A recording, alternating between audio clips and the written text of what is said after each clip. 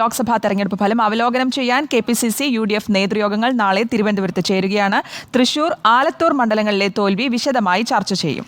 Vote ചോർച്ചയുടെ കാരണം കണ്ടെത്താനാണ് കോൺഗ്രസ് നേതൃത്വത്തിന്റെ ശ്രമം. വയനാട്, ചേലക്കര, പാലക്കാട് മണ്ഡലങ്ങളിലെ ഉപതെരഞ്ഞെടുപ്പും അതിന്റെ തയ്യാറെടുപ്പും യോഗത്തിൽ ചർച്ചയാക്കും.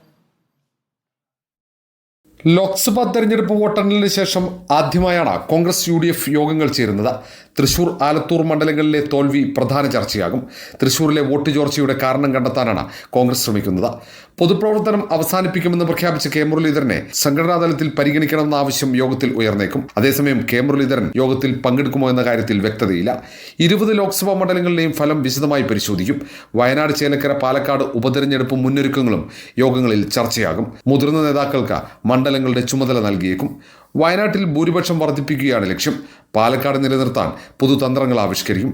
ഇത്തവണ സർക്കാർ വിരുദ്ധ തരംഗത്തിൽ ആലത്തൂർ ഒപ്പം നിൽക്കുമെന്നും നേതൃത്വം കണക്കുകൂട്ടുന്നു. തദ്ദേശ സ്വയംഭരണ തെരഞ്ഞെടുപ്പ് പ്രവർത്തനങ്ങൾക്കും യോഗം രൂപം നൽകിയേക്കും. സംസ്ഥാന സർക്കാരിനെതിരെയുള്ള സമര പരിപാടികളും യോഗം ആസൂത്രണം ചെയ്യും. മാസപ്പടി വിവാദവും ബാർക്കോഴ വിവാദവും രാഷ്ട്രീയ ആയുധമാക്കാനാണ് നീക്കം.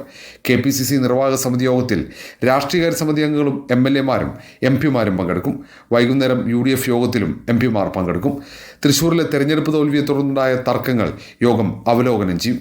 റിപ്പോർട്ടർ, തിരുവനന്തപുരം.